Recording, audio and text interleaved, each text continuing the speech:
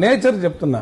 జగన్మోహన్ రెడ్డి గారి దగ్గర అన్ని కులాలను దగ్గర తీసే మనస్తత్వం ఉంది. సామాన్యుల్ని ఆయనకు నచ్చితే సామాన్యుడిని కూడా అసామాన్యుడిగా మార్చగలిగినాడు. నాకు ఇప్పుడు నేను పార్టీలో చేరి 12-13 ఏళ్ళు అయినా ఆయన నాయకత్వం మీద నమ్మకం ఉండి మనకు అవకాశాలు వస్తాయో ఇది నేను కోరుకున్న అవకాశం కాదు, కోరుకోలేదు, ఆయన అడిగింది కాదు.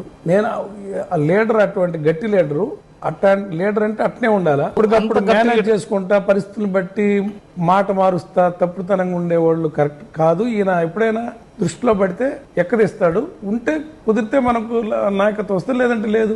కానీ నమ్మకమైన నాయకుడైన నమ్మకంతో ఈ పార్టీలో ఉన్న ఇది ఖాళీ వచ్చేసరికి ఆయన పిలిచి అవకాశం ఇచ్చారు. సార్ మరి ఎందుకు ఈ మొన్నటి తప్ప 2024లో ఓటమి జరిగిందని మీరు భావిస్తున్నారు సార్? 2024లో ఓటమి అనేక కారణాలండి. ఏం కారణాలు సార్? అంటే జగన్మోహన్ రెడ్డి గారు ఏవైతే వాగ్దానాలు చేశారో నవరత్నాలు పూర్తిగా అమలు కాలేదన్నా, లేదంటే మీరు అన్నటువంటి స్థానిక సంస్థ లీడర్లు పూర్తి స్థాయిలో పని చేయలేదన్నా, అంటే మీరు పాయింట్ అవుట్ చేసినటువంటి అంశాలు చెప్పండి. మా క్యాడరు అంటే ఒక పార్టీ అధికారంలోకి వచ్చాక క్యాడర్ చాలా ఎక్స్పెక్టేషన్స్ ఉంటాయి. తర్వాత ఈయన అందరూ సమానమేని అన్నాడు, అదొకటి మైనస్. సమానం అన్నారు. తర్వాత ఎవరికన్నా వీళ్ళు పని చేయాలన్నా వాలంటీర్స్ తెలుగుదేశం వాళ్ళకి అడిగిపోయి, ఇదిగో మా ముఖ్యమంత్రి మీకు ఇది చేశారు కదా అని అడిగితే, నాకు అర్హత ఉంది కాబట్టి వచ్చింది అన్నారు.